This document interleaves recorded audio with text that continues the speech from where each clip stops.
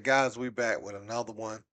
Want to talk briefly about Skip Bayless and some of the comments Dan Lebatard made about him, and also who Skip Bayless is looking to bring in to cover the NBA for Undisputed. So it was announced today that Skip Bayless is looking to bring Paul Pierce in. Boston Celtics great, has a podcast with Kevin Garnett, and you see him trying to get someone who has some motion somewhere else, sort of like ESPN is doing with some of its talents, and most notably Shannon Sharpe. I think Skip Bayless went into this blindly. He's grabbed all types of people from rappers to social media influencers to man, you name it. He's had just about anybody he could get on his show. Now remember I said he should have tried to get Chad Ochocinco, but what we didn't know was him and Shannon already had a plan to do Nightcap at the time. And Shannon has also brought in Gilbert Arenas, from Gil's Arena to do the basketball segment. So Shannon has a really a full running show. I'll be interested to see if he does anything for baseball or anything like that, but he has the two main sports that his target market would love to see. He has someone talking basketball, whether you agree with Gil's takes or, you know, you like the show or whatever, he has motion on that show. When they go live, it's a lot of people watching. Him, Rashad McCants, Josiah, Kenyon Martin, Brandon Jennings, all those people, they built a chemistry that attracts a certain demographic of people. So it's a highly successful show. And when you bring in their fans with your fans, it just makes both platforms bigger. So I thought that was cool. What Shannon has been able to do. And Dan Lebertard talked about the numbers that Skip Bayless is doing. They were doing twice that on ESPN News, not the main network, but ESPN News. Yes, the network where when a game overlaps the time of the game you're waiting to see, they tell you to turn to that channel until that game ends. That channel, um, had more motion than what Undisputed has. And what he's saying is going forward, like we see in the end of Skip Bayless and Nick Wright is gonna be that guy that they push forward. And people like Nick Wright, so he's gonna he don't have that dirtiness on his name like Skip Bayless. And Skip Bayless didn't want Nick Wright to come in. Um well, it was reported he didn't want to bring Nick Wright on because he felt like Nick Wright was trying to be the new him or something like that. They were saying when Shannon first left. So it looks like Nick Wright is going to get that money in the end and get elevated as the face. It's just a matter of time at this point. But let's check out what Dan Lebertar had to say about those numbers. Let's peep it. I don't know if it's the greatest ego mistake I've seen in sports media, but Skip Bayless underestimating that he needed Shannon Sharpe. Yes. For that show to be successful. Colossal mistake. But the numbers, Stugatz, so they make the same amount of money, okay? And Skip Bayless, but Stephen A. Smith also has a production company as part of what he's trying to build, which is going to be giant, I am sure. It's going to be powerful and impressive, whether he does it with ESPN or outside of ESPN, because Stephen A. Smith wants to play with Tom Brady and Peyton Manning in the sphere of, I'm as big a star in sports right now as there is. I'm a media star, and I'm at my company, and I'm underpaid. And he's going to have power. He's going to have an ability to get power here, Stugatz, because he brought in Shannon Sharpe too. He carried him over. Shannon Sharpe was done, Stugatz. Like he wasn't going to get back in the game, and now he's a giant on impact. And man, as soon as he arrives, and this has been brutal to watch. I've hated this for him.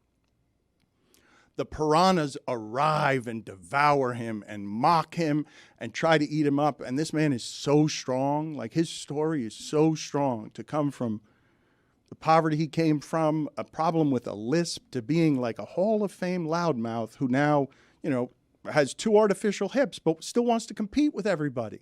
And now can, because he's got a giant, valuable platform, and he works so hard. So hard, Stugatz. And I can't help but be impressed that at the top of our game, what the people are consuming, the candy of what it is that we do, we're watching the end of Skip Bayless, because those numbers are so bad, Stugatz. We were doing twice those numbers on ESPN News. Like, He's coming to the end of his contract, and Nick Wright is here to have the money that Fox has to offer. And Colin Cowherd's going to be able to do whatever he wants with him and his company and Shannon Sharpe. And they're going to compete at the top of the game, the sports media games and the athlete games at the top of the business. I find that stuff fascinating.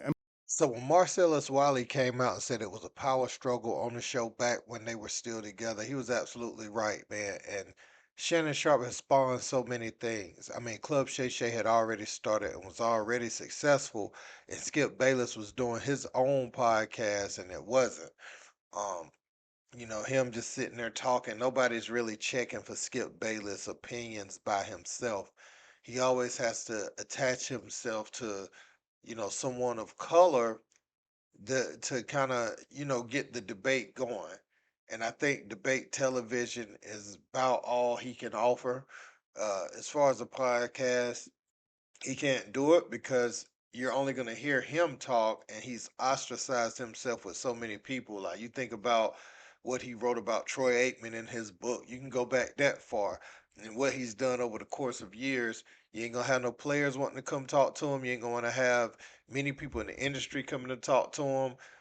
So all he's gonna have is Lil Wayne on his show, and nobody ain't really trying to hear that in this sports sphere. So he can't really get nobody on. In contrast, Shannon could get everybody on, and that was why he was somewhat still digestible by people, because people want to see Shannon Sharpe. Um, so sometimes, man, you just gotta say sorry that you disrespected. Now, Shannon could have still left, but even if he left and y'all like parted on good terms, it would be a better look for you. He's just like, I don't know, man. You got Stephen A. Smith with Shannon Sharpe. You got Shannon Sharpe on Nightcap, elevating. You got Shannon Sharpe, Club Shay Shay, his sit down interviews doing more than what you would see on ABC or NBC or something like that.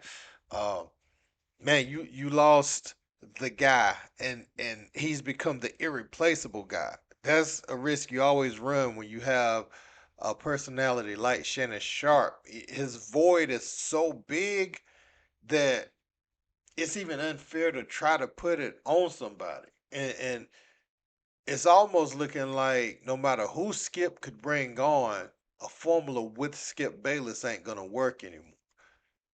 And Undisputed had Shannon in a box. Like, you got to think about where his mind is now.